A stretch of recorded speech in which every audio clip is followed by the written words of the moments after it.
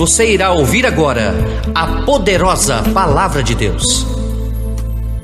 Palavra que tem o poder de mudar, transformar a sua vida se você a praticá-la.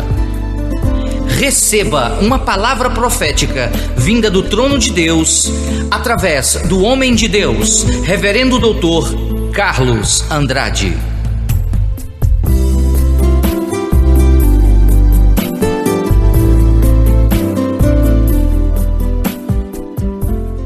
Estudar angelologia é necessário, porque existe uma negligência muito grande em relação a essa doutrina, responsável pela implantação de grandes seitas e heresias no mundo atual. A doutrina dos anjos segue logicamente a doutrina de Deus, pois eles são fundamentalmente os ministros de sua providência. A palavra, o vocábulo angelologia, é a junção de duas palavras gregas. Ângelos tem o significado de anjo, mas logia, que dá o sentido de estudo.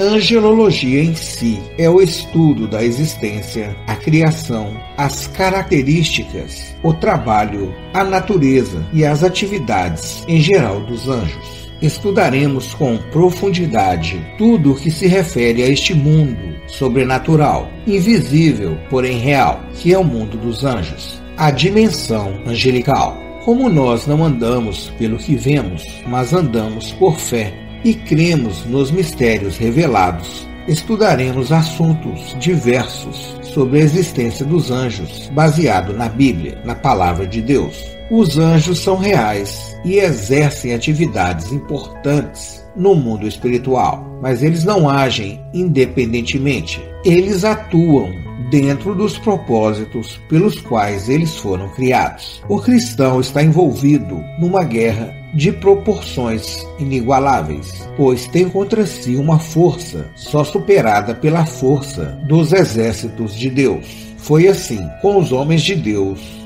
nos dias bíblicos, é nos dias odiernos e continuará sendo até o arrebatamento da igreja. Os anjos obedecem a uma hierarquia estabelecida e determinada. Dentro dessa hierarquia, eles estão distribuídos em categorias funcionais definidas, onde hostes, dominadores, potestades e principados cumprem e executam as suas funções específicas. Ao mesmo tempo em que os anjos desempenham suas funções, eles estão louvando, bendizendo, aclamando, honrando e glorificando ao Senhor. Não há, portanto, interrupção do louvor a Deus por causa das missões a serem cumpridas. Os anjos são espíritos ministradores que trabalham ao nosso favor. Eles cumprem a vontade de Deus em relação a nós, em todas as áreas e circunstâncias.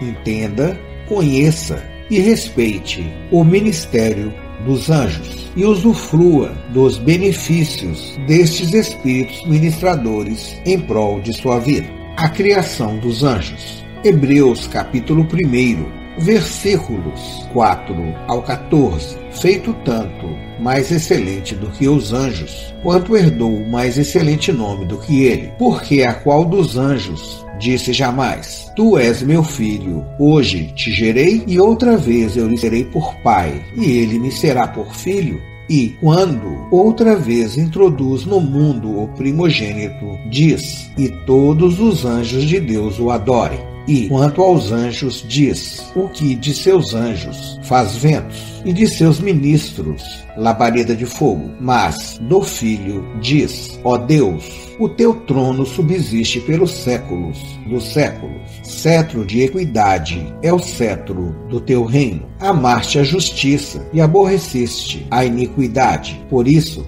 Deus, o teu Deus, te ungiu com óleo de alegria, mais do que a teus companheiros.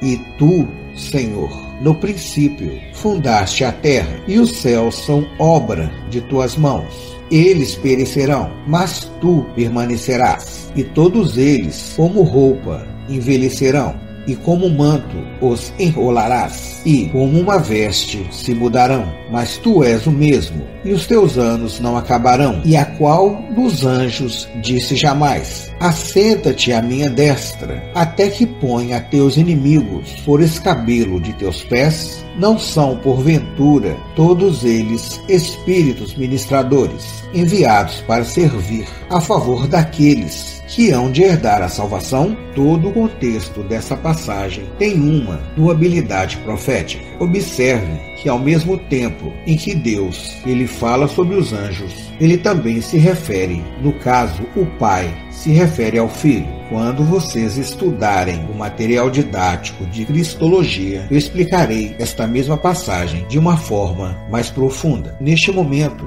vamos nos concentrar na disciplina de angelologia. Observe que Deus, a primeira pessoa da divindade, o Pai, ao referir-se à segunda pessoa da divindade, o Filho, ele faz algumas considerações para deixar bem claro que o Filho, ele veio em teofania, mas ele nunca foi um anjo.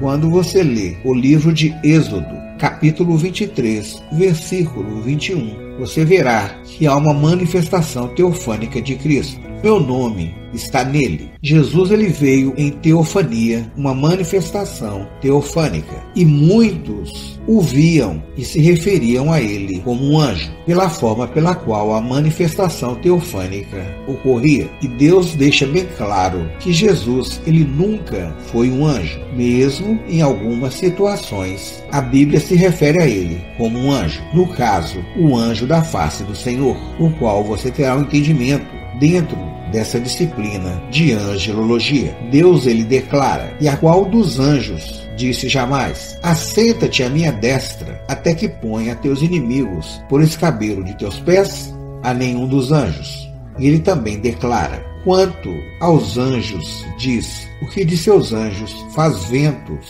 e de seus ministros labareda de fogo. Mas do Filho diz: ó Deus, o teu trono subsiste pelos séculos dos séculos, deixando bem claro que o Filho nunca foi anjo, apesar de ter vindo em uma manifestação teofânica, apesar de ter se manifestado em teofania, na dispensação do mistério, a qual era dividida em duas fases. O mistério oculto, o qual ele se manifestou em teofania, o anjo do Senhor, o Senhor dos exércitos, e depois o mistério revelado, a sua teantropia, a sua encarnação. Após essa explicação, vamos retornar ao contexto de angelologia. Como você pode observar, como você pode perceber, notar em Hebreus, capítulo 1, versículos 4 ao 14, dentro desse contexto, o nome anjo, ele aparece nos versículos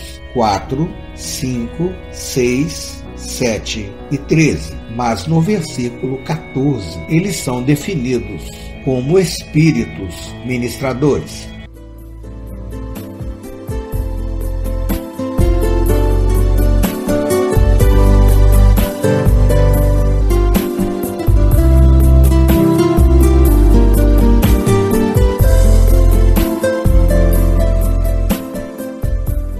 E dentro desse contexto, nós podemos observar algo muito importante. Deus faz separação entre espíritos e almas. Preste bastante atenção.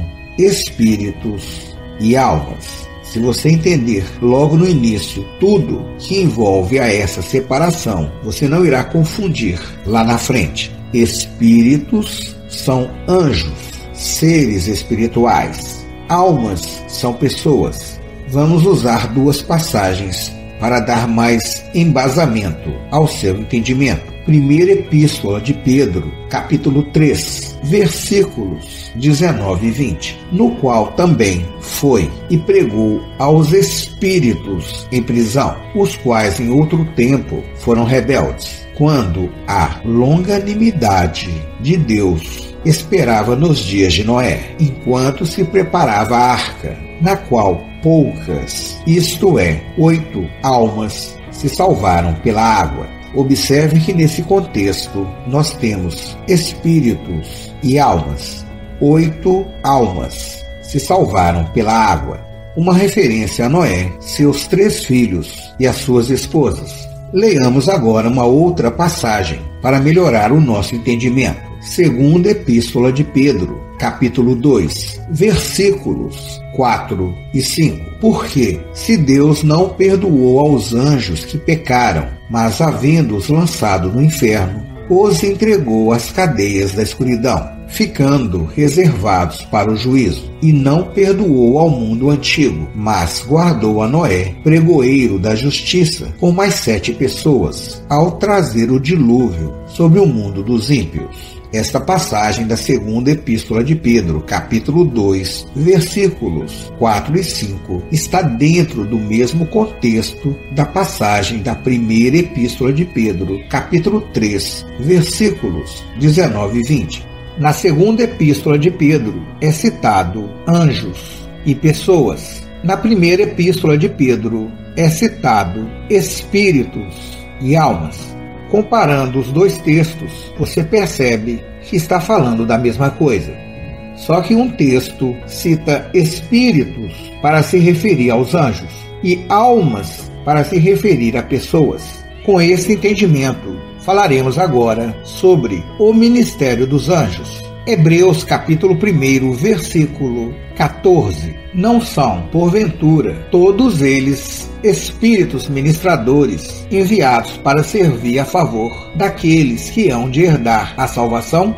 Antes da criação das coisas físicas, os anjos de Deus já estavam presentes. Livro de Jó, capítulo 38, versículos de 7 ao 9. Quando as estrelas da alva, juntas, alegremente cantavam, e todos os filhos de Deus jubilavam. Ou quem encerrou o mar com portas, quando transbordou e saiu da madre, quando eu pus as nuvens por sua vestidura, e a escuridão por envolvedouro. Essa referência aos anjos, como os filhos de Deus, é o que causa toda aquela confusão herética do livro de Gênesis, capítulo 6, versículo 2. Aqui está a base de toda a apologética herética, de que os filhos de Deus seriam os anjos e as filhas dos homens seriam as mulheres, como se os anjos, que são seres espirituais, espíritos ministradores, tivessem corpo físico, desejos carnais, para terem relacionamento sexual com as filhas dos homens. No caso, seres humanos. Não tem como um ser espiritual que não tem um corpo físico ter um relacionamento com uma mulher, com um ser humano, cujo corpo é físico e é de carne. Quando se fala da salvação do homem, tudo relativo ao que envolve a salvação, os anjos são participantes, os anjos estão atuantes. Ocorreu a presença dos anjos em relação às manifestações e ministérios do nosso Senhor Jesus Cristo na terra. Eles anunciaram e estiveram presentes quando ele nasceu. Entregaram a mensagem aos pastores. Uma multidão dos seus exércitos louvaram a Deus nos campos de Belém. Os anjos revelaram-se no tempo da infância de Jesus e instruíram seus pais, Maria e José, como deveriam fazer para escapar dos seus inimigos. Nas ocasiões importantes da vida de Jesus, como na tentação no deserto, no jardim do Getsêmani, na sua ressurreição e na sua ascensão, ele foi servido pelos seus anjos. Quando os discípulos estavam encarcerados, presos, vieram os anjos e os libertaram. O ministério dos anjos visa, de fato, proteger todos aqueles que têm os seus nomes escritos no livro da vida. Quando o evangelho foi pregado aos gentios, os anjos lá estavam. Foi um anjo à casa de Cornélio e disse-lhe tudo acerca de como encontrar a Pedro, a fim de ouvir o evangelho. Jesus disse que Lázaro, o mendigo, foi conduzido por eles ao seio de Abraão. Evangelho de Lucas, capítulo 16, versículo 22. E foi levado pelos anjos para o seio de Abraão.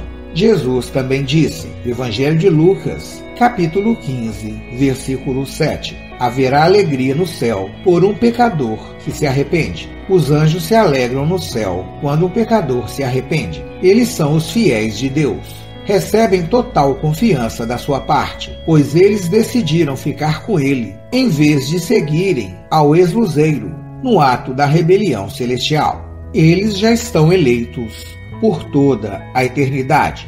Eles acompanham e servem a igreja com muito interesse. Nossos primeiros passos no caminho da salvação são observados pelos anjos, pois foram incumbidos de nos acompanhar, de nos seguir, até chegarmos ao momento daquele grande dia. O dever das hostes, dominadores, potestades e principados celestiais em relação aos salvos é o de trazer as bênçãos, proteger, guardar e acompanhar. Todas essas atividades dos anjos citadas podem ser afirmadas e comprovadas através de uma boa leitura bíblica.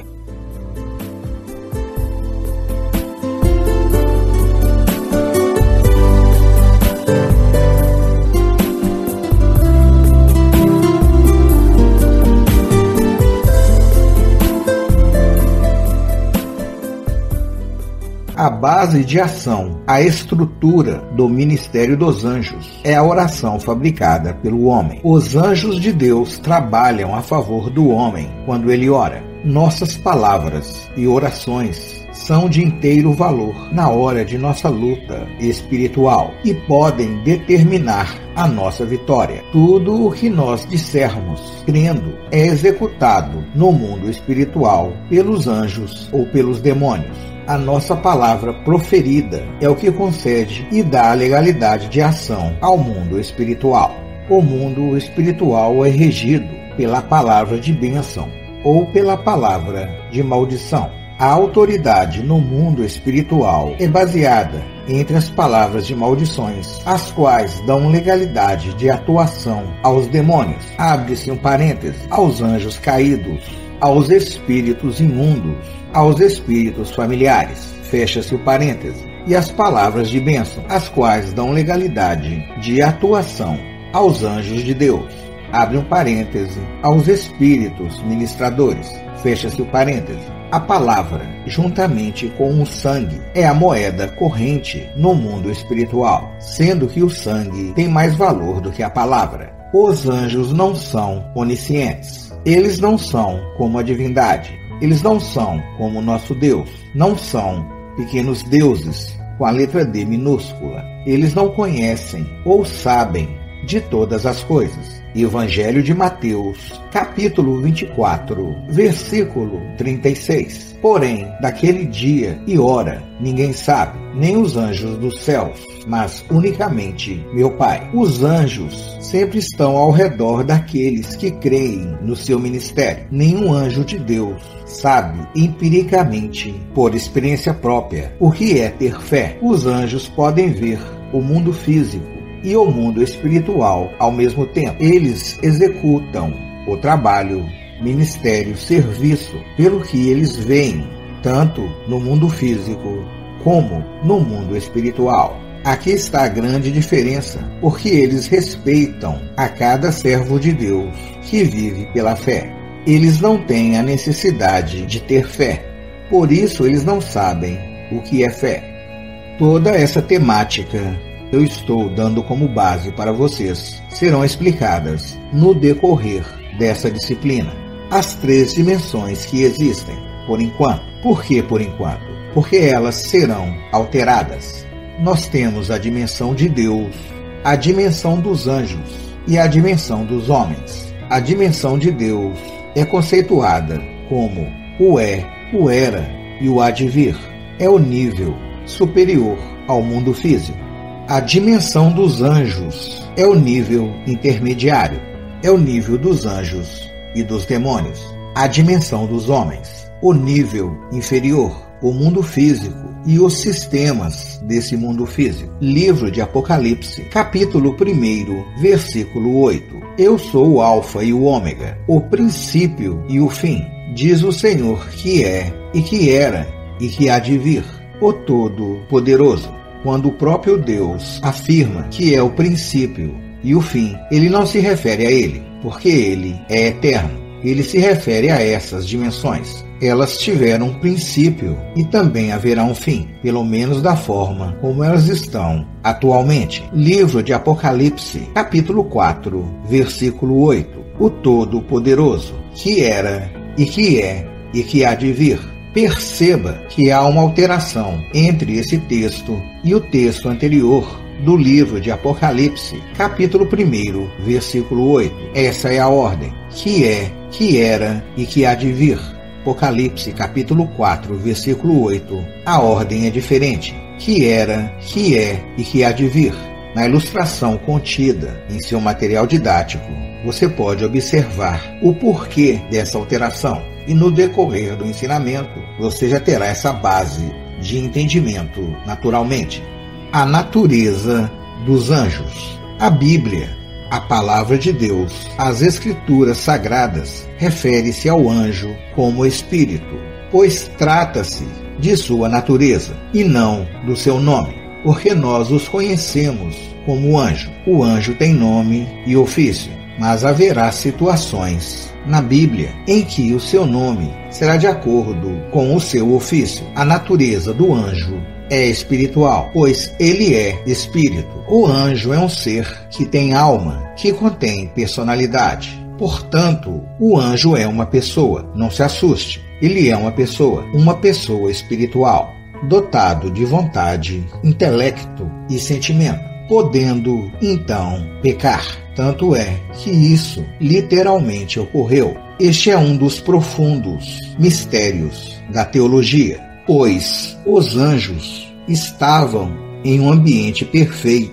servindo a um Deus perfeito. Como pôde tais seres pecarem? Quando eles pecaram, não existia ainda o mundo físico, a dimensão dos homens, e nem a dimensão dos anjos. Eles pecaram na dimensão de Deus, pecaram na eternidade, pecaram em um ambiente espiritual. Não me chamem de herético, pois eu explico essa doutrina no nosso material didático de Amartiologia, que é o estudo sobre o pecado. Não se assuste, mas o pecado não iniciou-se na terra, no jardim do Éden, na dimensão do homem. O primeiro pecado aconteceu por um ser perfeito, diante de um Deus perfeito no céu. O primeiro pecado foi cometido pelo ex-luzeiro, um ser considerado perfeito diante de um Deus perfeito, num ambiente perfeito, cometeu pecado. E em sua queda, ele trouxe com ele o pecado para a dimensão do homem. Segunda Epístola de Pedro, capítulo 2, versículo 4, na parte A. Porque se Deus não perdoou aos anjos que pecaram,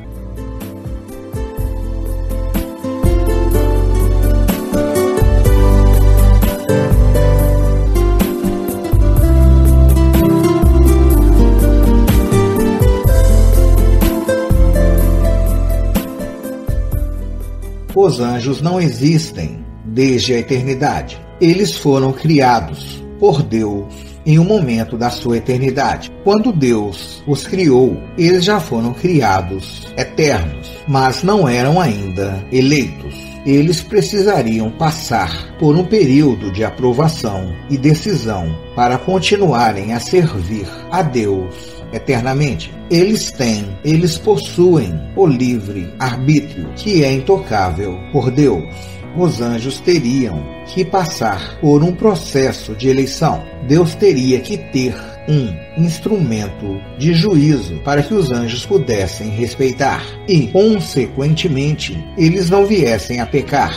A morte, como nós os homens conhecemos, não serve de instrumento de juízo para os anjos, por dois motivos óbvios: fácil de descobrir, fácil de entender, claro, patente, evidente, incontestável. E quais são esses dois motivos? Primeiro motivo: o anjo já foi criado eterno.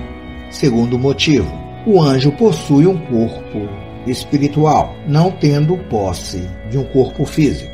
Como teólogo, muitos alunos já me perguntaram: por que Deus já não acabou com a vida do ex-luzeiro no ato de seu pecado? Já teria resolvido todo o problema. E a minha resposta é sempre a mesma: porque o ex-luzeiro já foi criado eterno e também por ele não possuir um corpo físico. Ele tem um corpo espiritual e a morte ocorre no corpo físico.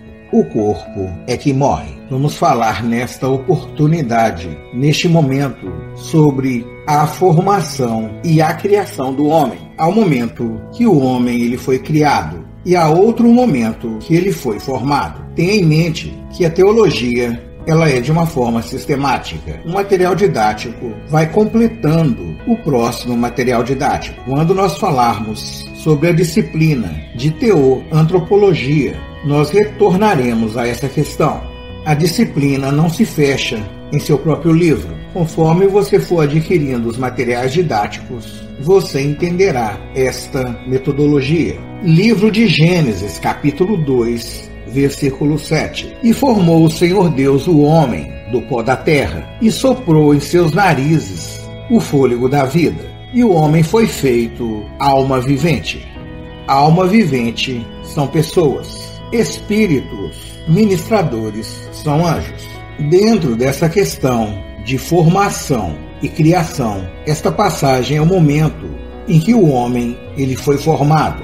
Quando Deus formou ao homem, ele o formou por completo em relação à sua maturidade física, biológica e espiritual. O primeiro homem, Adão, já foi formado adulto. Ele não teve transição em sua fase infanto-juvenil. Ele não foi uma criança, ele não foi um jovem. Ele já foi formado homem, idade de varão.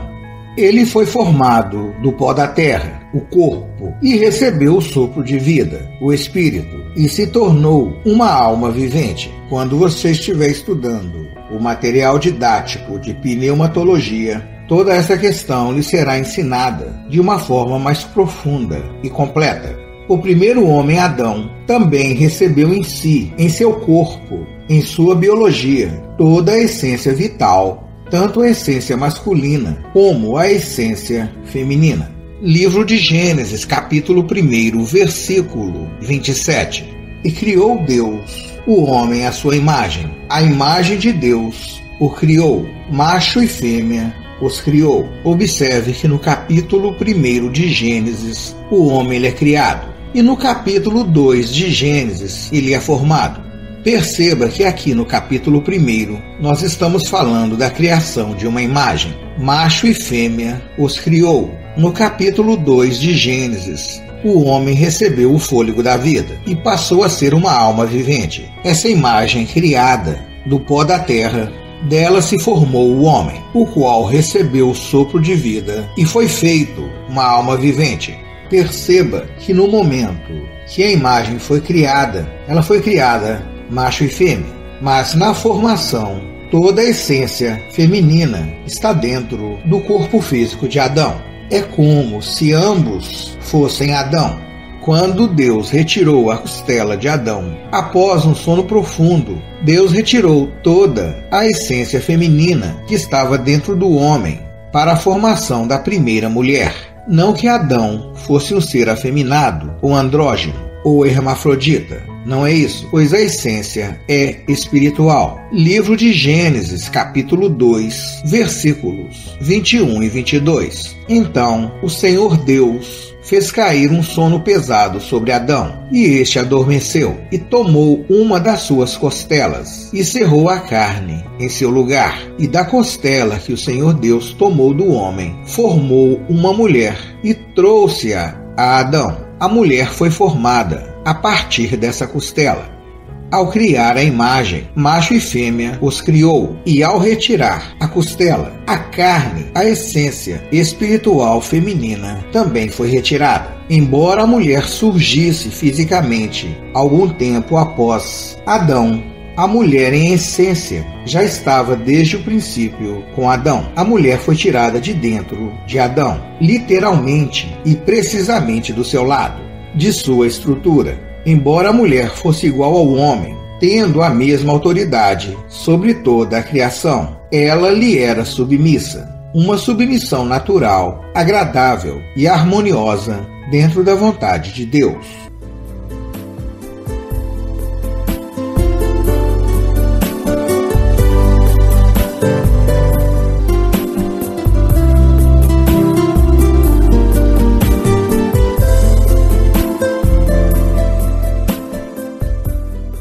Uma coisa muito importante que eu não ensinarei nessa disciplina porque nós trataremos deste assunto na disciplina própria, no material didático de Amartiologia, no livro de Gênesis, a partir do capítulo 2, versículo 18, até ao capítulo 3, versículo 21, você observará que Deus se referia à mulher em relação a Adão como companheira, adjuntora. Em momento algum, Deus se referiu à mulher como Eva. Faça uma leitura minuciosa e perceba por você mesmo. Não foi Deus que deu à mulher o nome de Eva, foi o próprio Adão. Livro de Gênesis, capítulo 3, versículo 20. E chamou Adão o nome de sua mulher, Eva, porquanto ela era mãe de todos os viventes. Adão é quem deu, ele é que colocou o nome de Eva para a mulher. A mulher só passou a ser chamada de Eva pelo seu próprio esposo Adão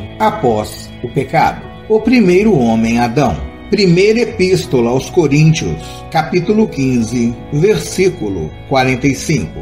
Assim está também escrito: o primeiro homem, Adão, foi feito em alma vivente, o último Adão em espírito vivificante. O primeiro homem, Adão, não era um homem comum como os homens de hoje. Antes do pecado, Adão era um ser humano extraordinário, maravilhoso. O primeiro homem, Adão, no jardim do Éden, tinha o Espírito Santo contendendo, relacionando constantemente sobre a sua vida. O Espírito Santo não estava dentro dele, apesar de envolver e cobrir todo o seu ser. Adão recebeu o sopro de vida e não o sopro do Espírito Santo. Adão precisava confirmar a sua existência para sempre, antes que fosse liberado para viver fora do Éden, sem ser importunado pelo poder das trevas. Por isso, quando ele foi formado mortal, mas com todas as condições de se tornar eterno. Bastava obedecer a Deus, receber o Espírito Santo dentro dele e tornar-se eterno, pronto para sair fora do Éden, sem problemas. O ser completo Adão consistia em espírito, alma e corpo. Seu espírito humano foi capacitado por Deus para operar em dimensões especiais, mas precisava de discernimento, de ter o Espírito Santo dentro. Esse discernimento somente poderia ser lhe dado depois que ele passasse pela prova de sua escolha. Tudo dependia disso. Sua alma poderia ter sido capacitada de olhos abertos, mas foi criada com os olhos fechados até a escolha. Deus poderia ter criado a alma do homem com os olhos abertos, mas somente o corpo tinha os olhos físicos abertos. Os olhos da alma deveriam ser abertos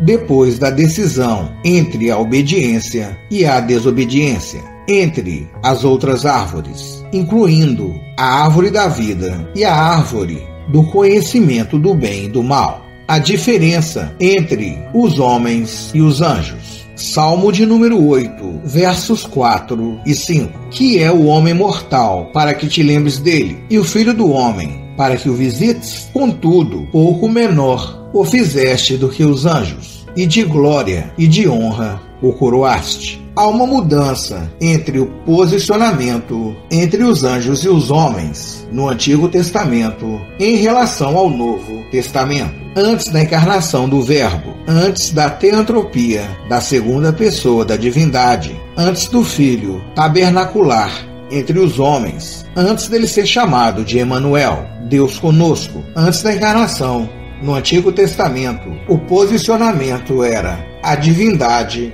os anjos e os homens. A dimensão de Deus, a dimensão dos anjos e a dimensão dos homens. Depois da encarnação, no Novo Testamento, ocorreu uma mudança no posicionamento.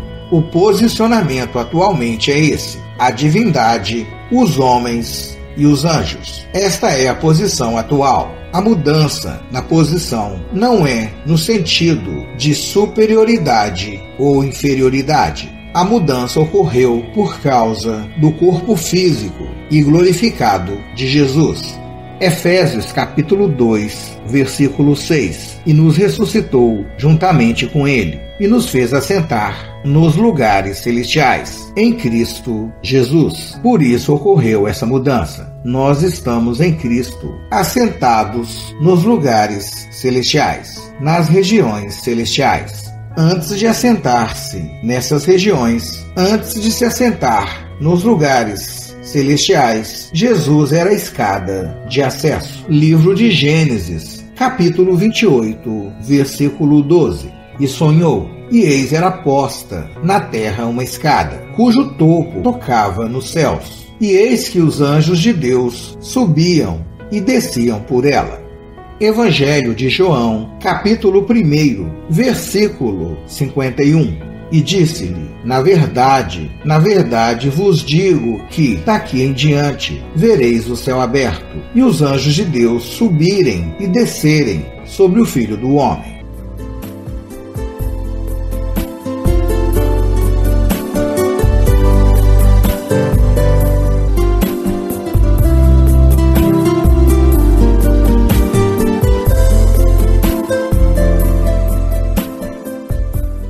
Estamos falando sobre o ministério dos anjos. Na aula de ontem, nós começamos a falar sobre a diferença entre os homens e os anjos.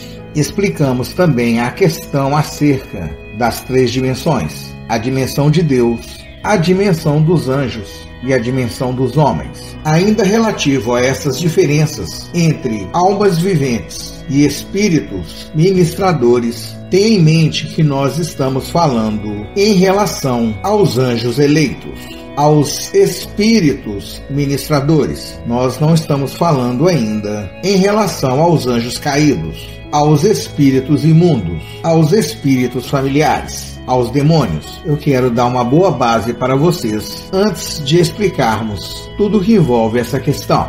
Relativo aos anjos eleitos, aos espíritos ministradores, nenhum anjo eleito de Deus pode tocar, mover, trafegar na dimensão do homem sem uma autorização expressa, uma ordem, uma legalidade dada direta pelo nosso Deus.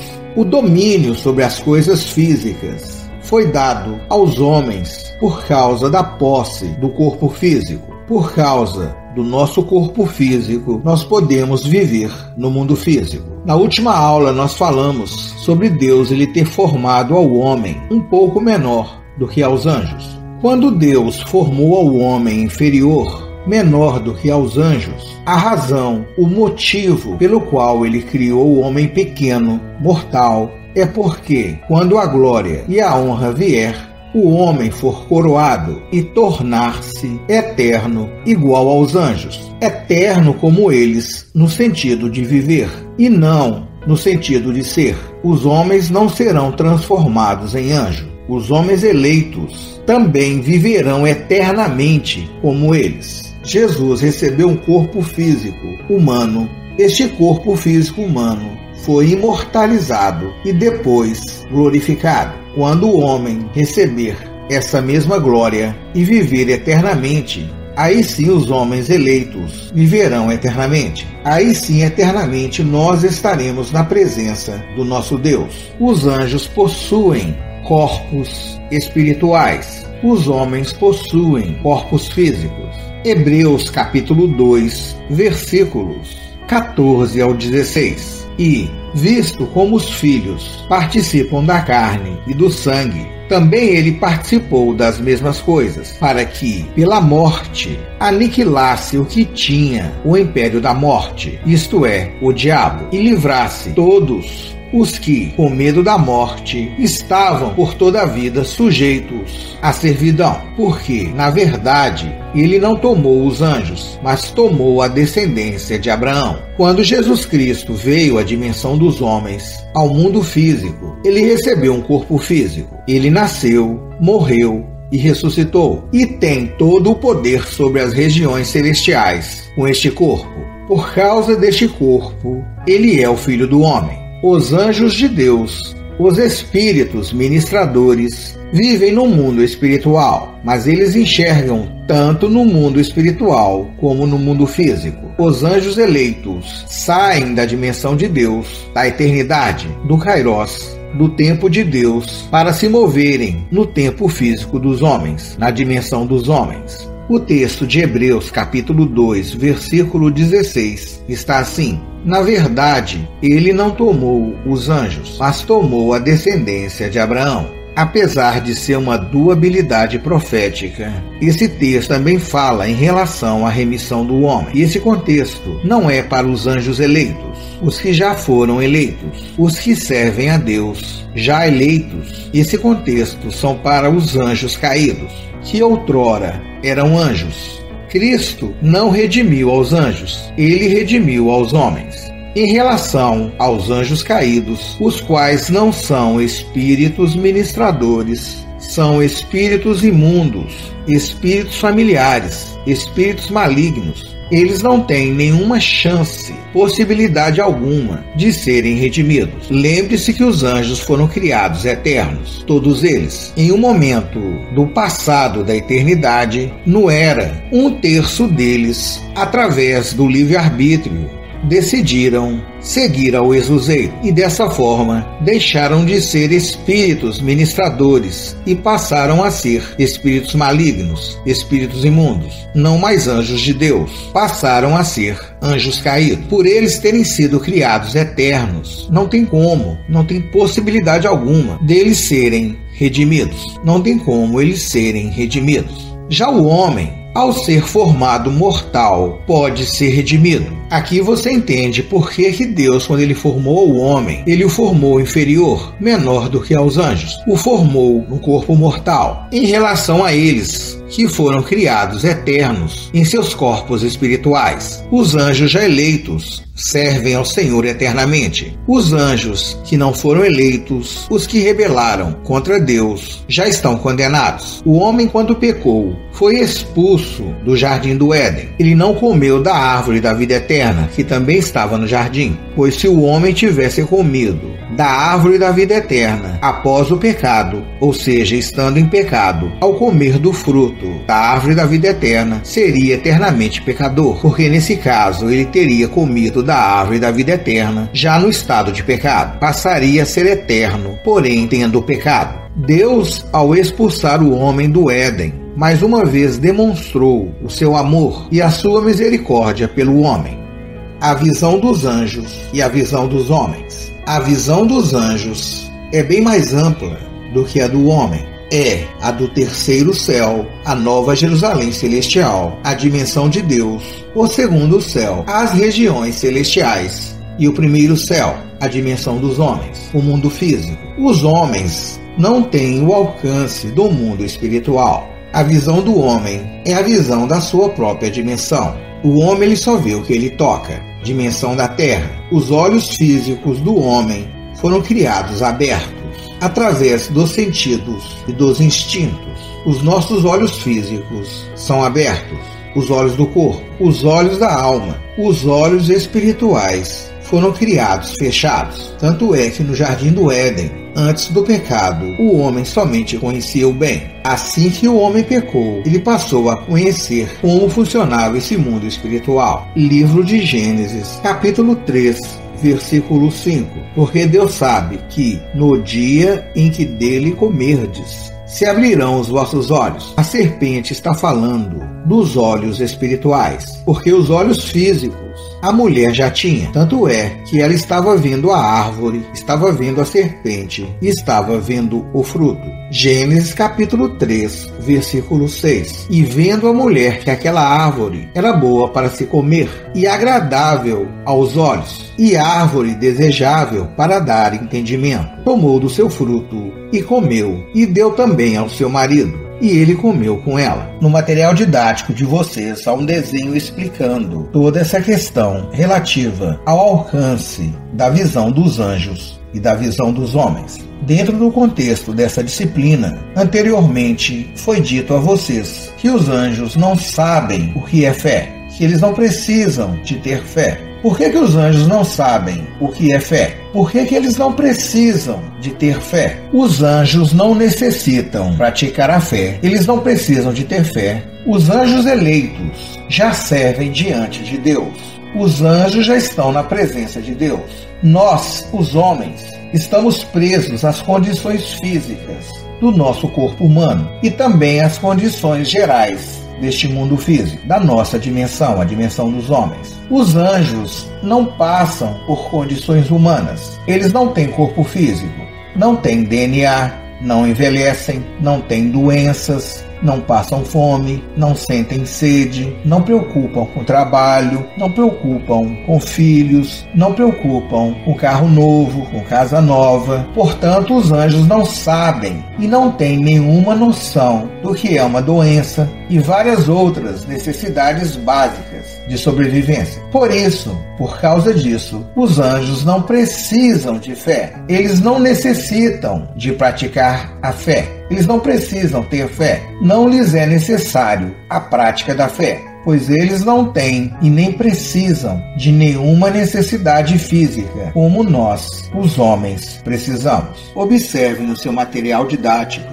há uma ilustração explicando de uma forma paulatina, de uma forma sistemática, minuciosa, a dicotomia dos anjos. Observe que há uma ilustração mostrando o espírito e a alma, o direcionamento de sua natureza espiritual como espírito ministrador, as suas duas essências espirituais. O anjo é um espírito ministrador que tem uma alma espiritual, sendo, portanto, o anjo uma pessoa espiritual. Assim como nós somos pessoas físicas e uma empresa, uma instituição, uma organização é uma pessoa jurídica, os anjos que servem a Deus já foram aprovados e estão eleitos para estarem na sua presença. Os anjos atuam, eles agem com base em nossa fé. Lembre-se da questão das nossas palavras e de nossas orações. Os anjos não conhecem a palavra de Deus da forma que nós conhecemos. A fé vem pelo ouvir. Ouvir o quê? A palavra de Deus.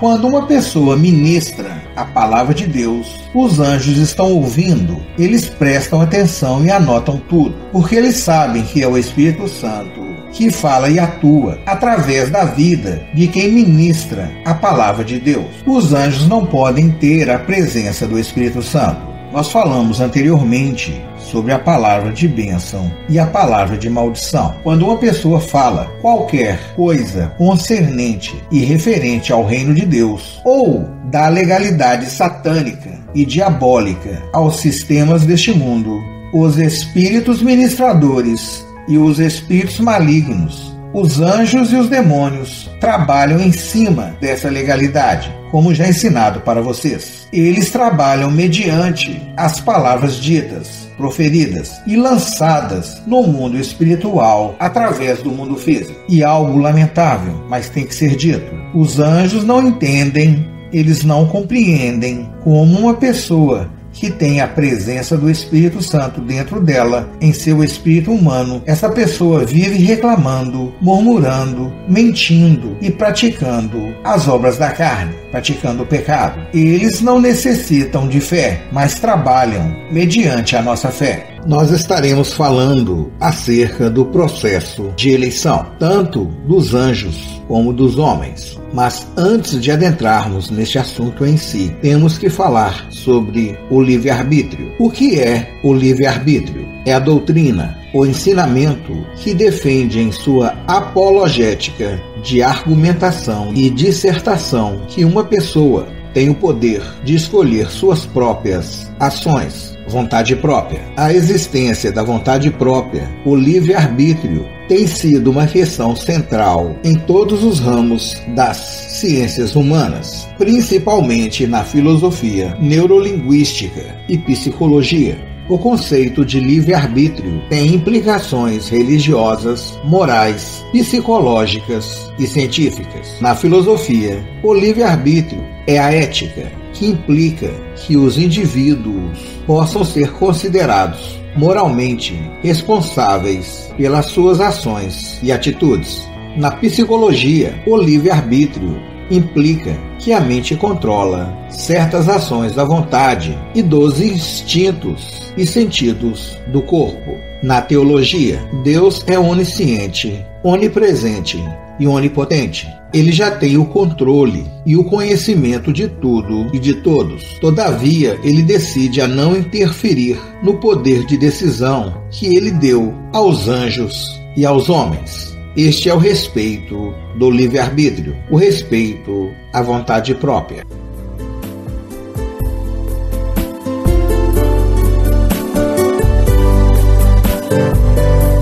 Reverendo Doutor Carlos Andrade, uma vida a serviço do Senhor.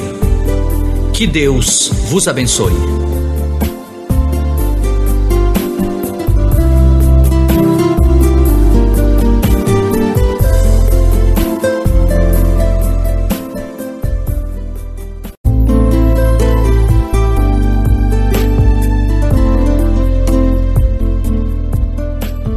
Você irá ouvir agora a poderosa Palavra de Deus. Palavra que tem o poder de mudar, transformar a sua vida se você a praticá-la. Receba uma palavra profética vinda do trono de Deus, através do homem de Deus, Reverendo Doutor Carlos Andrade.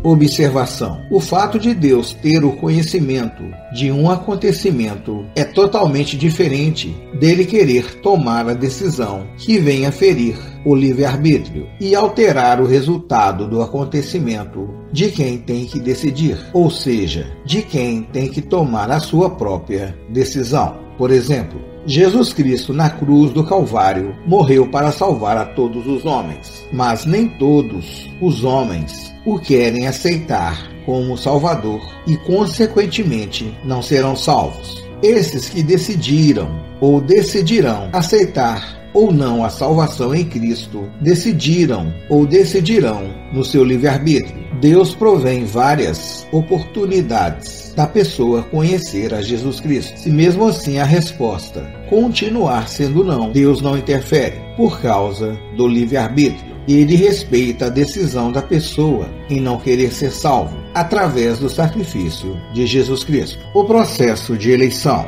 Tanto os anjos como os homens, ambos têm que passar pelo processo de eleição. Também ambos passam a ter instrumentos de juízo da parte de Deus para respeitarem, para que não venham a desobedecê-lo e, consequentemente, pecar. Não existe eleição sem decisão. E não há decisão sem escolha. Deus não interfere na decisão de escolha dos seus anjos e dos homens. Para isso, lhes deu vontade própria, lhes deu o livre-arbítrio. Tanto os anjos como os homens não são robôs. Eles têm vontade própria, opção de decisão. O instrumento de juízo ao pecado dos anjos. Os anjos foram criados antes da formação do homem. O mundo espiritual já existia antes do mundo físico.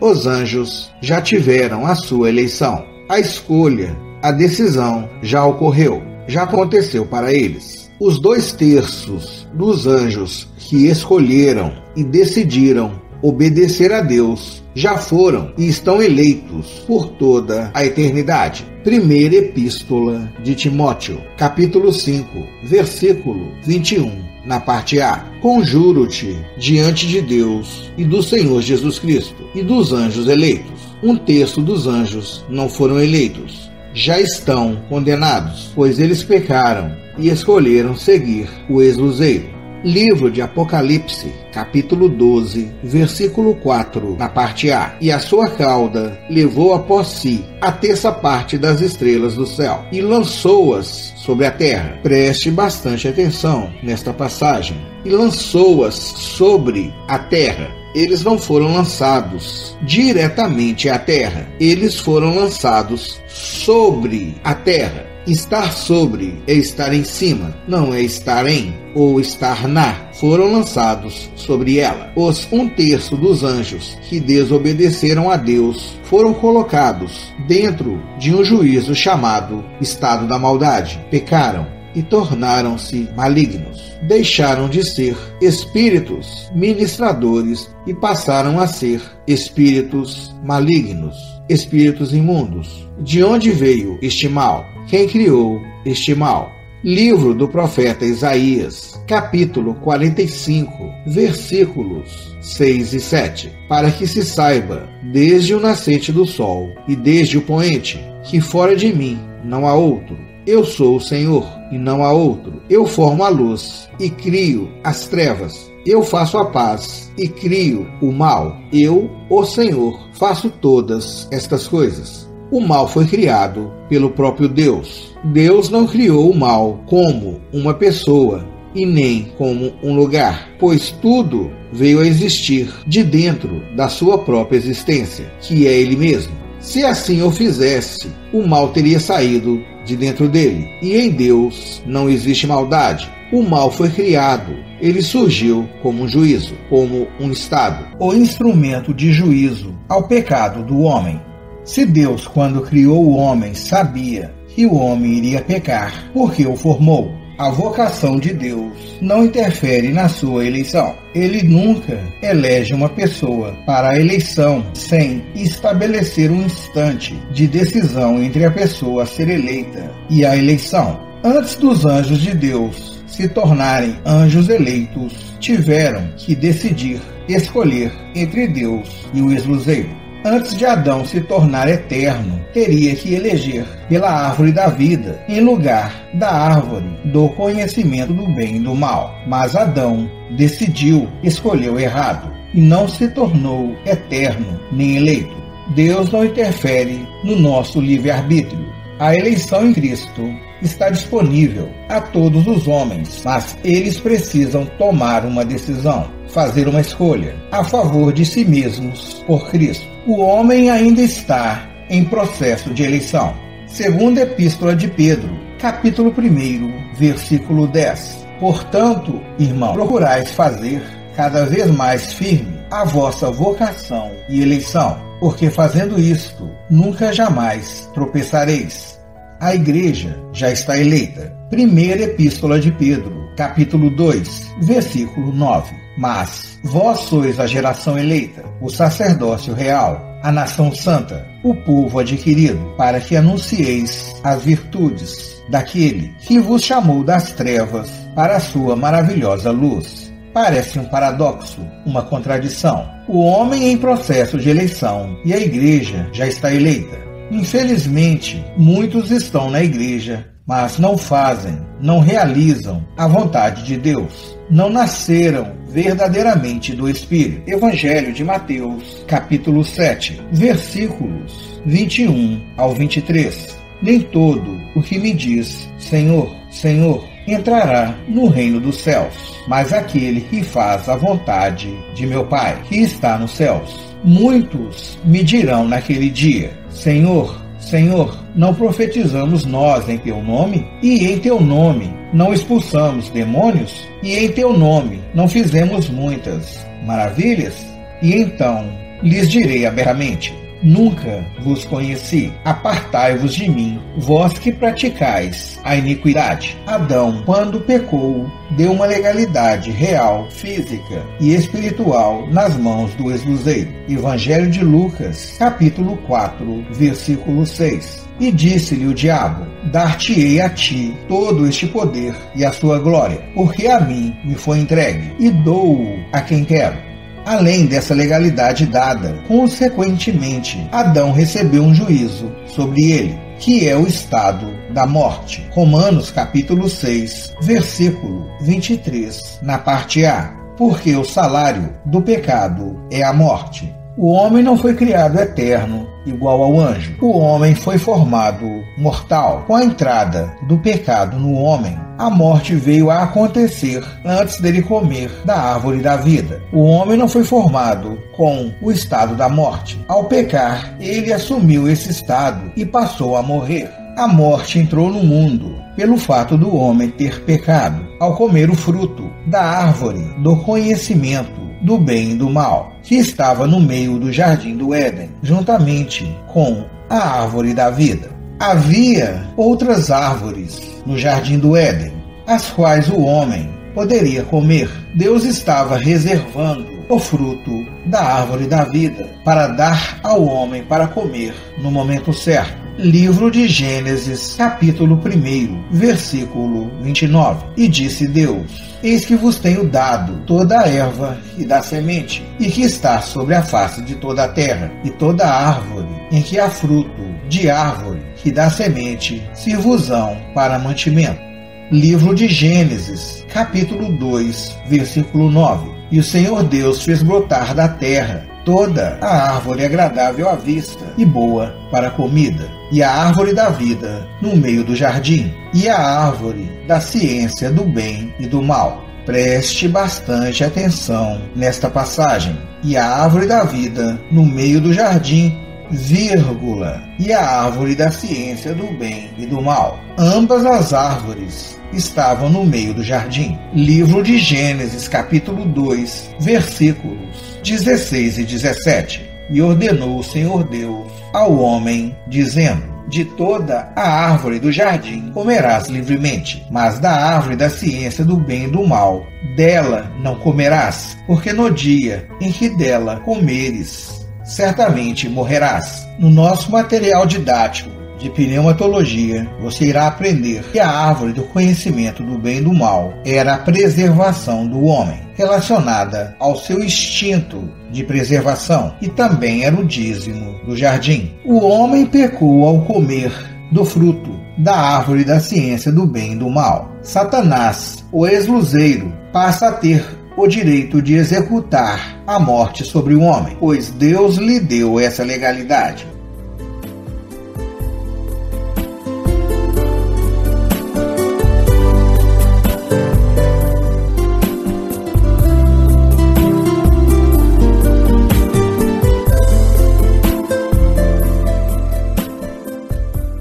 Eclesiastes, capítulo 12, versículo 7. E o pó volte à terra, como era, e o espírito volte a Deus, que o deu. O homem foi formado do pó da terra. Ao morrer, o corpo volta para a terra, passa a ser pó novamente. Livro de Gênesis, capítulo 3, versículo 14. Então, o Senhor Deus disse à serpente: Porquanto fizeste isso, maldita será mais que toda a besta, e mais que todos os animais do campo. Sobre o teu ventre andarás, e pó comerás todos os dias da tua vida. Preste atenção em algo. Deus ele disse à serpente: maldita será mais que toda a besta. Deus está se referindo, Deus se refere a todos os animais do céu, da terra e da água. Continuando, e mais que todos os animais do campo. A serpente não era do campo. A serpente era superior a eles. Se ela era superior aos animais do campo, ela voava. Sobre o teu ventre andarás. Ela voava, ficou inferior aos animais do campo que andam. Sobre o teu ventre andarás. Passou a rastejar. Livro de Gênesis, capítulo 3, versículo 1. Ora, a serpente era mais astuta que todas as animarias do campo que o Senhor Deus tinha feito. A serpente era mais astuta do que qualquer animal do campo. Não está dizendo ou afirmando que ela era do campo. Se estivesse escrito, a serpente era mais astuta entre todas as animarias do campo, seria totalmente diferente. Ela voava e, para ser inferior aos animais do campo, ela passou a rastejar. E pó comerás todos os dias da tua vida. Cobra, serpente, não come areia, não come barro, não come pó, ela come carne. Ao morrer sem ter cometido pecado, sem pecado, Cristo venceu a morte. Hebreus, capítulo 2, versículo 18. Porque naquilo que ele mesmo, sendo tentado, padeceu, pode socorrer aos que são tentados. A misericórdia de Deus para com o homem. O ato de formá-lo mortal provê um tempo de possibilidade para ser salvo através de Cristo, através do novo nascimento. Agora, entre a morte espiritual e a morte física, existe uma oportunidade do homem alcançar a redenção de Deus. Após explicarmos os instrumentos de juízo, tanto para os anjos como para os homens. Explicar que os anjos já foram eleitos, o homem está em processo de eleição e a igreja já está eleita. Com este entendimento, já com esta base, vamos falar sobre a entrada do pecado antes da eleição. Os anjos que decidiram pecar voluntariamente contra Deus criaram um grande problema para eles mesmos, decorrente da rebelião angelical, porque eles já eram eternos, mas ainda não eram eleitos. Assim, quando eles se rebelaram, não tem como serem mais redimidos. Eles já eram eternos quando foram criados por Deus. Agora, viverão eternamente longe de Deus e não eleitos. O homem, ao ser formado, não era eterno e nem eleito. Era menor do que os anjos, pelo fato de ser mortal, por causa do corpo físico. Esta pequenez é o segredo da redenção do homem. Salmo de número 8, versos 4 e 5. Que é o homem mortal, para que te lembres dele, e o filho do homem, para que o visites? Contudo, pouco menor o fizeste do que os anjos, e de glória e de honra o coroaste. O homem não comeu ainda da árvore da vida. Por comer da árvore que não deveria, foi destituído da comunhão com Deus, mas com chance de ser redimido. A chance é o seu espírito humano, que não tem personalidade própria e por isso é apto para receber outra personalidade nele. Isso não é possível ao anjo, pois dentro de seu espírito já habita a sua personalidade. Ele foi criado espírito ministrador e não alma vivente. Como a personalidade do anjo está em seu próprio espírito, o Espírito de Deus não pode nascer nele, o novo nascimento. No caso do homem, a personalidade, isto é, a sua alma, está no corpo e não no seu espírito humano. Dessa forma, o espírito humano está livre para receber o Espírito Santo. Quando isso ocorre, acontece então o novo nascimento. O espírito e a alma do anjo. Hebreus capítulo 1, versículo 14. Não são, porventura, todos eles espíritos ministradores, enviados para servir a favor daqueles que hão de herdar a salvação? Já criado eterno, o seu espírito tem personalidade própria. Sua alma está dentro do seu espírito. O anjo é um espírito ministrador que tem uma alma. A alma é a personalidade do anjo. A alma está dentro da sua essência espiritual. Portanto, a personalidade do anjo é o seu próprio espírito. O anjo é uma pessoa espiritual, com intelecto, vontade e sentimento dentro de seu próprio espírito. Os anjos que pecaram não têm posse de corpos físicos. Eles não podem ser redimidos, não porque Deus não quer perdoá-los, é porque não há como. O homem,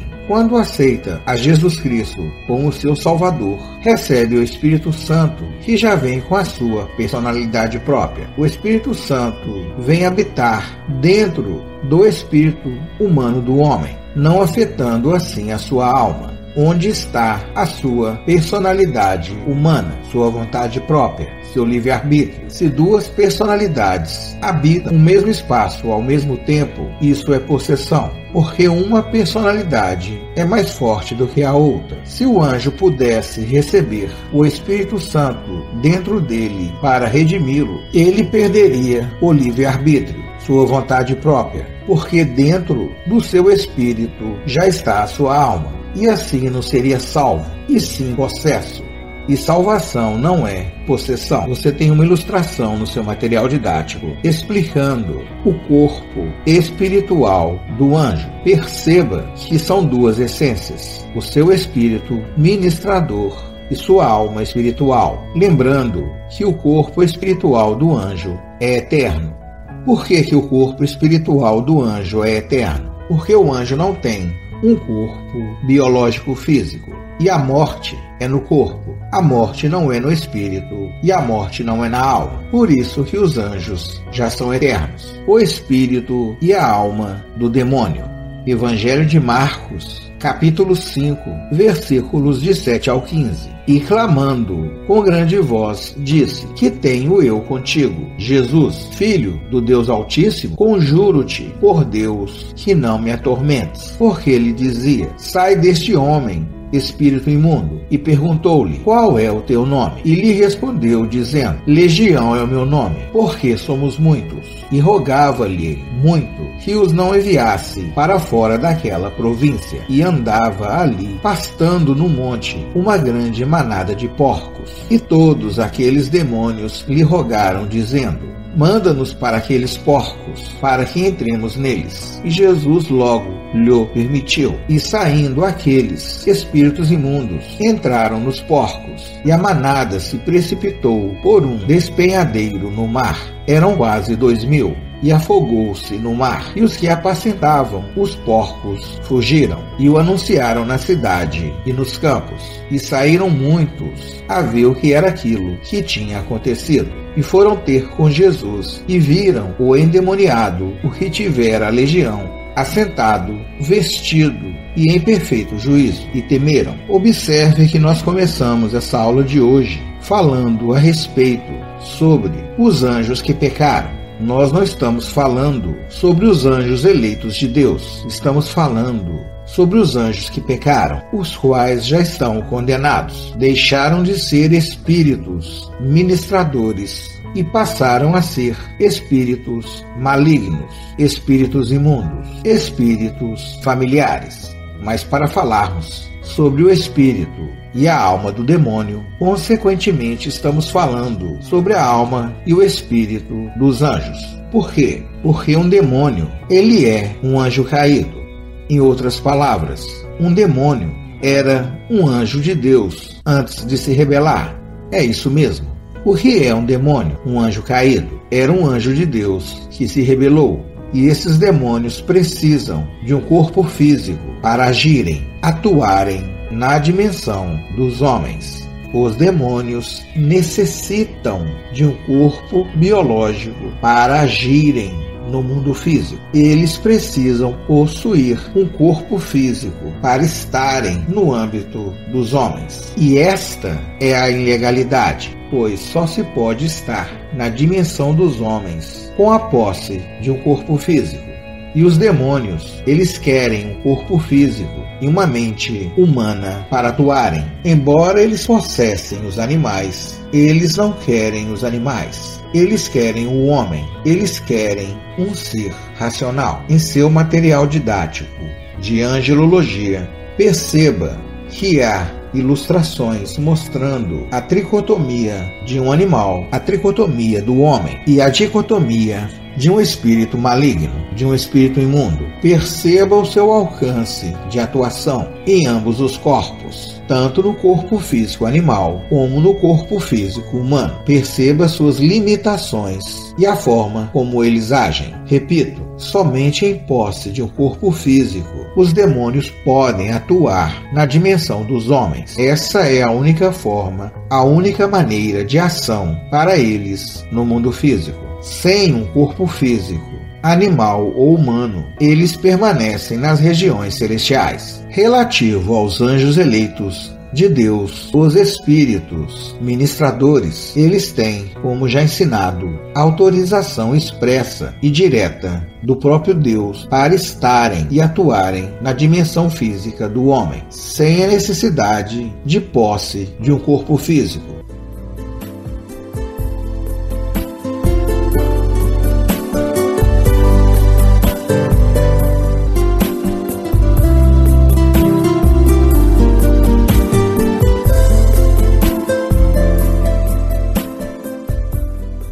Como surgiram? Quando passaram a existir os demônios. Como já ensinado, já ocorreu a eleição para os anjos. Eles eram 3/3. 2/3, por livre e espontânea vontade, escolheram permanecer com o Eterno, com o Ancião de Dias. Os 1/3 que não escolheram pelo Ancião de Dias, escolheram seguir ao ex-luzeiro. 2/3 já estão eleitos por toda a eternidade e fazem parte dos principados, potestades do bem. 1/3 se rebelou, deixaram de ser espíritos ministradores e passaram a ser espíritos imundos, espíritos malignos. Passaram a ser anjos caídos. E quando esses anjos caídos se tornam demônios, estando em posse de um corpo físico, no caso do homem, além de ser espírito imundo e espírito maligno, pode ser também espírito familiar. São anjos caídos quando estão nas regiões celestiais. São demônios quando estão na Terra. Quando nós explicarmos acerca das regiões celestiais, vocês terão mais informações, vocês terão mais base de entendimento para entender tudo isso de uma forma concatenada. Mas no momento entenda isso: anjos caídos quando estão nas regiões celestiais. Dentro dessas regiões, eles estão legalmente, pois essas regiões foram criadas para eles. São demônios quando eles vêm para a Terra, porque para estar na Terra, somente em posse de um corpo físico, e eles adquirem esse corpo físico através de possessão animal ou humana. Quando vocês estiverem em posse do material didático de pneumatologia e de cristologia, esse assunto ficará bem mais completo e fácil de entendimento para vocês. Livro de Gênesis, capítulo 6, versículos 1 e 2. E aconteceu que, como os homens começaram a multiplicar-se sobre a face da terra, e lhes nasceram filhas, viram os filhos de Deus que as filhas dos homens eram formosas, e tomaram para si mulheres de todas as que escolheram. Os demônios não são resultados da relação sexual entre mulheres e anjos caídos. Seres espirituais não têm corpos físicos. Eles não têm desejos carnais da mesma forma como os homens. Seres espirituais não têm DNA, não tem esperma, não tem sangue, não tem músculo, não tem carne. Como que um ser espiritual vai ter relação sexual com uma mulher, com um ser humano? Não tem como. Os demônios são os espíritos malignos, imundos e familiares. Os demônios são os anjos caídos que se manifestam em pessoas possessas por eles. Os anjos caídos eram anjos de Deus que caíram com o ex-luzeiro e que deixam as regiões celestiais. Estando nessas regiões, são anjos caídos e são legais, pois esta dimensão foi criada para eles. Saindo dessas regiões celestiais para entrarem na dimensão dos homens, no mundo físico, se tornam ilegais. E também, entrando na dimensão dos homens, se tornam demônios. A atuação dos anjos caídos como demônios passou a existir pela primeira vez quando os filhos de Sete e as filhas de Caim romperam a proibição de se unirem em julgo desigual. Esta união deu legalidade aos anjos caídos de possessarem todos dessa união. As filhas dos homens eram os malditos, descendência, semente de Caim. Os filhos de Deus eram os benditos, descendência e semente de Sete. Essas duas descendências se uniram para constituir família em julgo desigual. Sem a bênção e a permissão de Deus, essas duas descendências não poderiam se misturar para que não perdesse a proteção que estava sobre a descendência de Caim, a fim de que Satanás, o ex-luzeiro, não tomasse possessão dela por falta de proteção. Quando essas duas descendências desobedientemente se uniram, uma nova geração nasceu sem nenhuma proteção. Outros teólogos ensinam invertendo as descendências. Eles dizem que as filhas dos homens eram da descendência de Sete e os filhos de Deus da descendência de Caim, para explicar os poderosos e os gigantes da época, sendo que não muda em nada o resultado final do julgo desigual. O que importa é que essas duas descendências não poderiam estar juntas. Então começaram a aparecer, surgir os primeiros nefilins, os gigantes da terra. Imagine as reações das pessoas vivendo aquela Novidade: pessoas com características hoje conhecidas de endemoniadas. Por causa do jugo desigual, o homem colocou gerações à disposição de Satanás. O ex-luzeiro ainda não havia entrado em nenhum homem através de possessão, nem mesmo em Caim, por causa de uma desobediência. A partir do jugo desigual, os demônios atuaram em toda a humanidade antediluviana. O jugo desigual propiciou uma geração sem cobertura e livre para os demônios atuarem e agirem.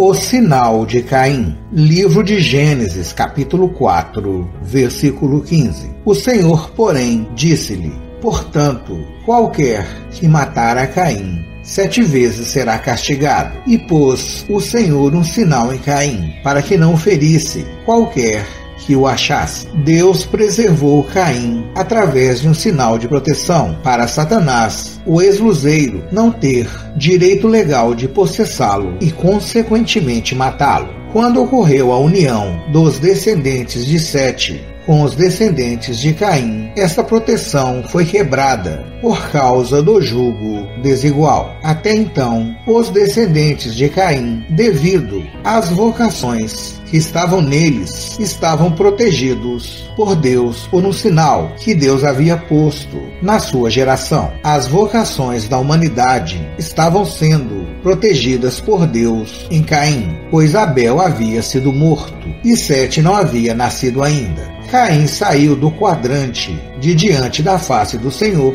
com todas as vocações dentro dele. Essas duas descendências não poderiam se misturar para que não fosse rompida a proteção que estava sobre a descendência de Caim, a fim de que Satanás não tomasse possessão dessa descendência por falta de proteção. A legalidade foi dada a Satanás, ao ex-luzeiro, quando Caim cometeu o primeiro assassinato da história da humanidade, ao matar ao seu irmão Abel. Por isso havia um sinal espiritual de Deus em Caim. As principais vocações da humanidade que estavam em Caim. Construção. Enoque, descendente de Caim. Livro de Gênesis, capítulo 4, versículo 17. Edificou uma cidade, a imobiliária e a pecuária. Jabal, descendente de Caim. Livro de Gênesis, capítulo 4, versículo 20. Dos que habitam em tendas e têm gado. A música. Jubal, descendente de Caim. Livro de Gênesis, capítulo 4, versículo 21. Tocam harpa e órgão. A metalurgia. Tubal-Caim, descendente de Caim. Livro de Gênesis, capítulo 4, versículo 22, na parte A. Mestre de toda obra de cobre e de ferro. No momento certo, todas as vocações que estavam com os descendentes de Caim, inclusive as que eram de Abel, foram conquistadas pela descendência de Sete. Se você gosta de estudar a palavra de Deus, faça uma boa leitura bíblica, que você perceberá cada ocasião em que uma dessas vocações foram conquistadas. As primeiras gerações daqueles dias nunca haviam presenciado o fruto do jugo desigual. Uma geração sem proteção contra os gigantes possessos de demônios daquela época. Esses foram os primeiros endemoniados da história da humanidade. Livro de Deuteronômio, capítulo 2, versículos 10 e 11. Os Emins, dantes, habitaram nela, um povo grande e numeroso, e alto como os gigantes. Também estes foram considerados gigantes, como os anaquins, e os moabitas os chamavam Emins. Livro de Deuteronômio, capítulo 2, versículo 20. Também essa foi considerada terra de gigantes. Antes nela habitavam gigantes, e os amonitas os chamavam Zanzumins. Esses gigantes são gigantes do ponto de vista físico, apesar de serem também bárbaros e cheios de demônios. Dessa geração saiu o gigante Golias e seus 4 irmãos. Mas a palavra Nefilim, que se aplica aos filhos da união do jugo desigual, está diretamente ligada a uma pessoa que possui poderes sobrenaturais, pessoa rebelde e incontrolável, como Nimrod. Uma das 7 cabeças do grande dragão vermelho é nomeada como o Principado de Nimrod. Livro de Gênesis, capítulo 10, versículo 8. E Cuxi gerou a Nimrod. Este começou a ser poderoso. Poderoso, nesse contexto, significa rebelde e possuído de força sobrenatural e incontrolável, atribuída ao Império das Trevas.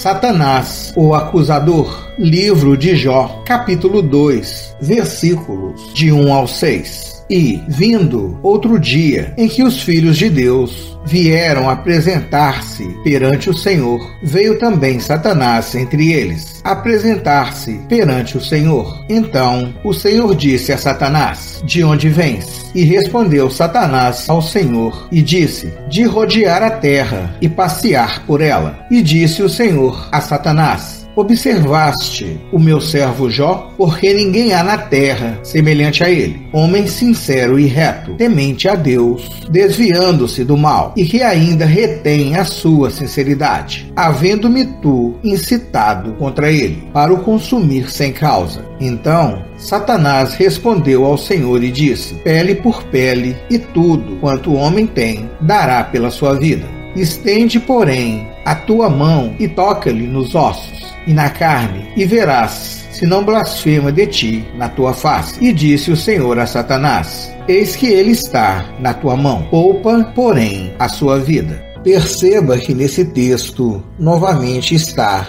os filhos de Deus como uma referência aos anjos, da mesma forma como está no livro de Jó, capítulo 38, versículo 7. Novamente a base herética de argumentação de Gênesis, capítulo 6, versículo 2. Satanás, o ex-luzeiro, apresentar-se perante ao Senhor, como é isso? Estar na presença de Deus em suas reuniões com os seus anjos eleitos para acusar aos homens de Deus na terra. Como pode Deus aceitar e deixar Satanás aparecer em suas reuniões celestiais para nos acusar? É isso mesmo, é isso que está narrado nas Sagradas Escrituras.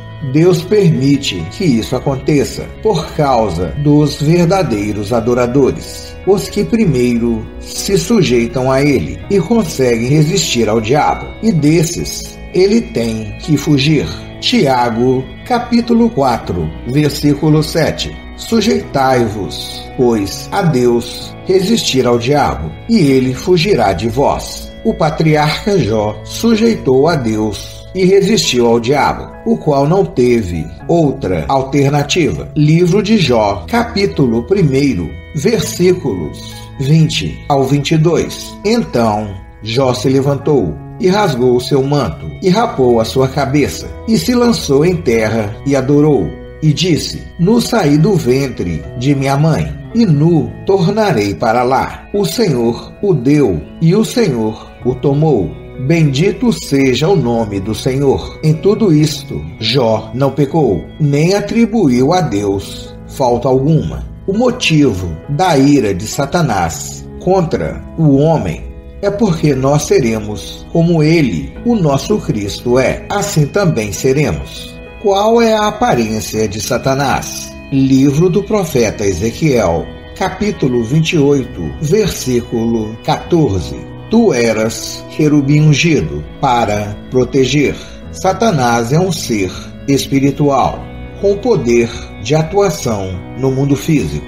Embora ele não tenha um corpo físico, como homem, mas pode estar presente na dimensão do homem, pois recebe essa legalidade dada pelos que cometem iniquidades, dando-lhe direito legal de possessão. E aqui tem que ser muito bem explicado. Ele recebe um direito legal por aqueles que cometem pecado, mas ele está ilegal porque está em posse de um corpo que não é dele, um corpo que ele pode usar através de possessão. Isso é tão sério que o nosso Senhor Jesus Cristo, para estar entre nós, para tabernacular entre os homens, teve que ter um corpo físico. O corpo teve que ser gerado no ventre de Maria, na dimensão do homem. Nós falaremos sobre tudo que envolve essa questão no nosso material didático de Cristologia. Qual é a aparência do ex-luzeiro?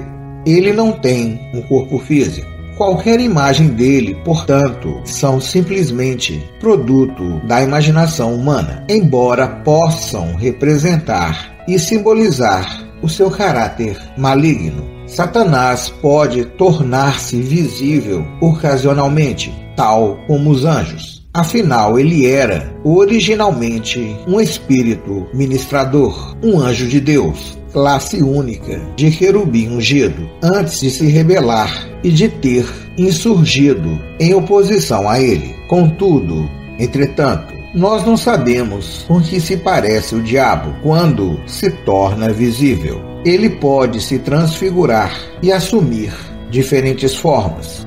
Quando ele tentou a mulher no jardim do Éden, ele possessou a serpente. Ele tinha que possessar um animal que já existia. Ele escolheu pela astúcia. Livro de Gênesis, capítulo 3, versículo 1. Ora, a serpente era mais astuta que todas as limarias do campo que o Senhor Deus tinha feito. O apóstolo Paulo relatou para nós que Satanás, mesmo não sendo mais um espírito ministrador, um anjo, por vezes se transfigura em anjo de luz, a fim de tentar enganar-nos. Segunda Epístola aos Coríntios, capítulo 11, versículo 14. E não é maravilha, porque o próprio Satanás se transfigura em anjo de luz. O apóstolo Pedro comparou-o a um leão que ruge, procurando alguém para devorar. Primeira Epístola de Pedro, capítulo 5, versículo 8. Sede sóbrios, vigiai, porque o diabo, vosso adversário, anda em derredor, bramando como leão, buscando a quem possa tragar.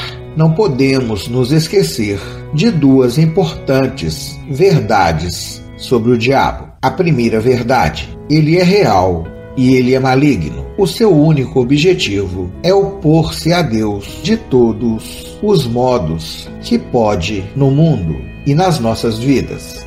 A segunda verdade: Satanás é um inimigo derrotado. Jesus Cristo venceu os poderes do pecado e da morte e Satanás pela sua morte e ressurreição. E no fim, essa vitória será completa. Quando isso acontecer, a sua aparência será a de um Leviatã. Livro do profeta Isaías, capítulo 27, versículo 1. Naquele dia, o Senhor castigará com a sua dura espada, grande e forte, o Leviatã, a serpente veloz, e o Leviatã, a serpente tortuosa, e matará o dragão que está no mar.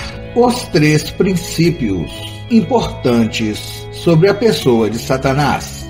Você já tem o entendimento que ele é uma pessoa, porém uma pessoa espiritual, não sendo, portanto, uma pessoa física, tendo, portanto, uma personalidade espiritual. O primeiro princípio: a sua ação pode ser resistida. Tiago, capítulo 4, versículo 7. Sujeitai-vos, pois, a Deus, resistir ao diabo, e ele fugirá de vós. Segundo princípio: o seu limite de atuação, a sua área de ação, é imposto por Deus. Livro de Jó, capítulo 1, versículo 12. E disse o Senhor a Satanás: Eis que tudo quanto tem está na tua mão. Somente contra ele não estendas a tua mão. E Satanás saiu da presença do Senhor. Terceiro princípio: ele não é onipresente, não pode estar em todos os lugares ao mesmo tempo. Livro de Jó, capítulo 1, versículo 7. Então o Senhor disse a Satanás: de onde vens? E Satanás respondeu ao Senhor e disse: de rodear a terra e passear por ela. Quando um cristão ele peca, transgride, dá literalmente uma legalidade nas mãos do império das trevas. Como Satanás e seus demônios não são onipresentes, não podem estar em todos os lugares ao mesmo tempo, há um processo. O demônio do setor da hoste tem que levar a acusação para o demônio do setor dos dominadores, e este a repassa para o demônio do setor das potestades, que leva a acusação até ao demônio do setor dos principados, o qual entrega a acusação nas mãos de Satanás. Assim ele tem uma legalidade documentada contra a vida desse cristão.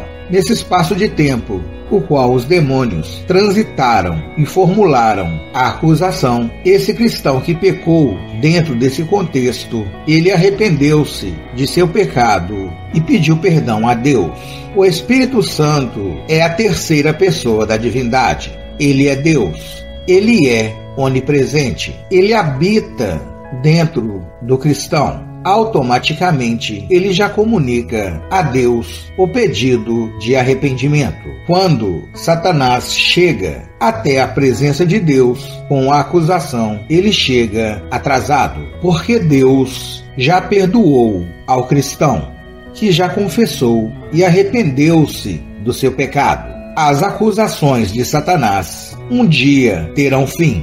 Livro de Apocalipse, capítulo 12, versículo 10. E ouvi uma grande voz no céu, que dizia: agora chegada está a salvação, e a força, e o reino do nosso Deus, e o poder do seu Cristo, porque já o acusador de nossos irmãos é derribado, o qual diante do nosso Deus os acusava de dia e de noite. Satanás nos acusa constantemente na presença de nosso Deus. Preste atenção: o qual diante do nosso Deus os acusava de dia e de noite.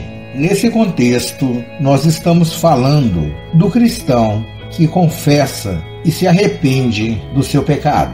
Imagine o cristão que não confessa e nem se arrepende. Provérbios, capítulo 28, versículo 13. O que encobre as suas transgressões nunca prosperará, mas o que as confessa e deixa alcançará misericórdia. Primeira Epístola de João, capítulo 1, versículo 9. Se confessarmos os nossos pecados, Ele é fiel e justo para nos perdoar os pecados e nos purificar de toda a injustiça. Pense só numa coisa: Satanás, o acusador, o qual diante do nosso Deus nos acusa de dia e de noite. Quando o cristão confessa e se arrepende, Satanás, o acusador, ele chega à presença de Deus e não há nada, porque Deus já o perdoou.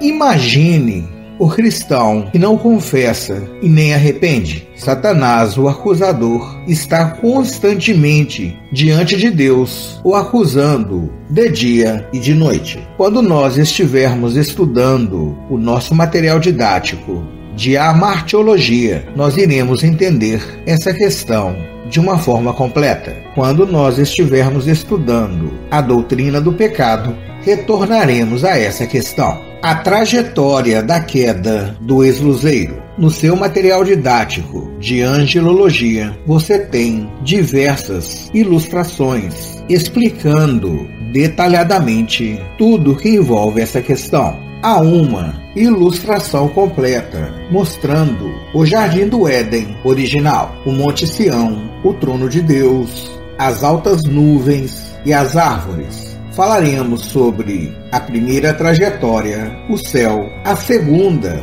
trajetória, as regiões celestiais, a terceira trajetória, a terra, a quarta trajetória, o abismo, e a quinta trajetória, o lago de fogo e enxofre. A primeira trajetória, a queda do céu. Livro do profeta Isaías, capítulo 14, versículos de 12 ao 15. Como caíste do céu, ó estrela da manhã, filha da alva, como foste lançado por terra, tu que debilitava as nações, e tu dizias no teu coração: eu subirei ao céu e, acima das estrelas de Deus, exaltarei o meu trono, e no monte da congregação me assentarei, da banda dos lados do norte. Subirei acima das mais altas nuvens e serei semelhante ao Altíssimo. E contudo, levado serás ao inferno, ao mais profundo do abismo.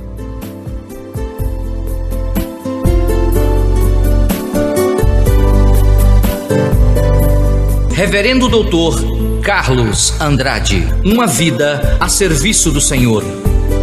Que Deus vos abençoe.